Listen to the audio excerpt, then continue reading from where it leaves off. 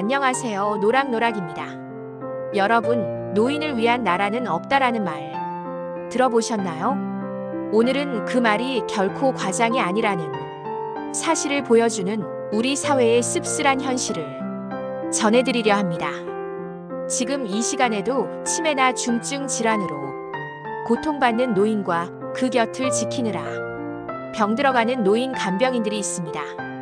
그리고 그 뒤에는 부족한 제도와 준비되지 않은 사회가 있습니다. 서울의 한 오래된 주택. 82세 김할머니는 오늘도 집안 곳곳을 뒤집어 놓습니다. 찬장을 열었다 닫고 비닐봉지를 꺼냈다가 또 집어넣고 이유 없는 반복 행동. 치매의 전형적인 증상입니다.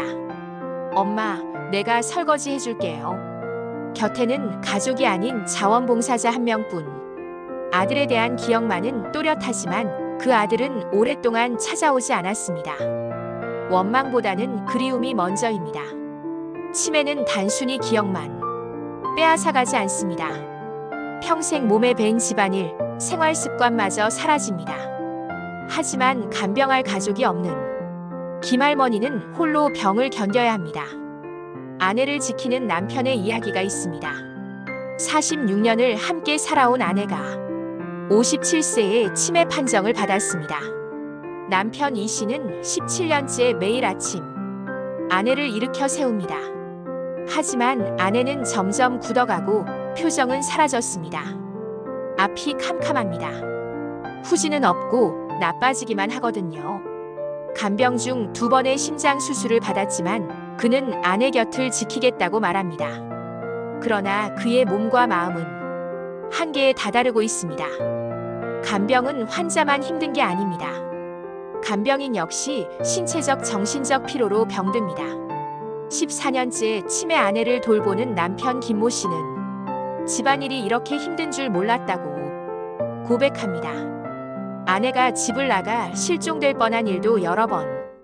24시간 붙어 있어야 하지만 잠시 외출할 때는 문에 자물쇠를 걸어둡니다.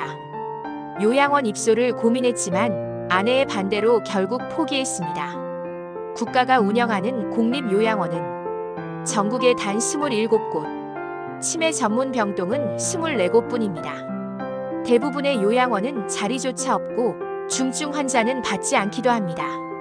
민간 요양병원은 간병비가 100% 본인 부담입니다. 한 달 100만 원을 훌쩍 넘는 비용이 나옵니다. 시설이 있어도 돈이 있어도 환자의 상태가 맞지 않으면 들어갈 수 없습니다. 일본에서는 간병 지옥이라는 말이 생겼습니다. 우리나라에서도 간병 살인이 발생하고 있습니다. 서울의 한 아파트에서 노부부가 쓰러진 채 발견됐습니다. 할머니는 숨졌고 할아버지는 목숨을 건졌습니다.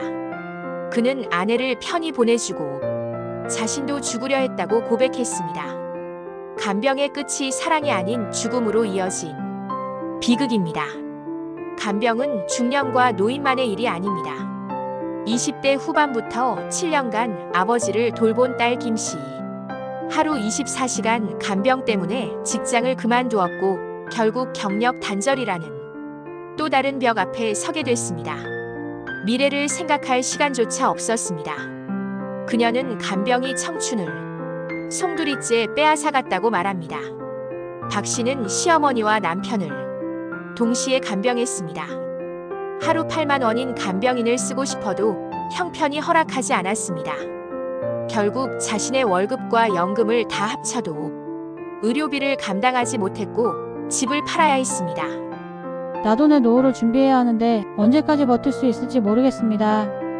노인 장기 요양 보험 제도로 시설은 늘었지만 허위 청구, 부당이득, 인력 부족 등 부작용도 커졌습니다.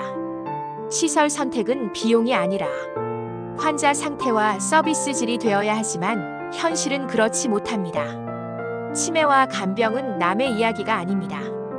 우리가 늙으면 맞닥뜨릴 혹은 우리 가족이 먼저 겪게 될 현실입니다. 이제 간병은 한 가정의 효심만으로 감당할 수 없는 사회 문제입니다.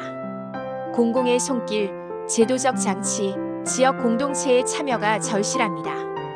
그리고 혹시 모를 그날을 위해 간병과 돌봄에 대해 미리 생각해 보시기 바랍니다.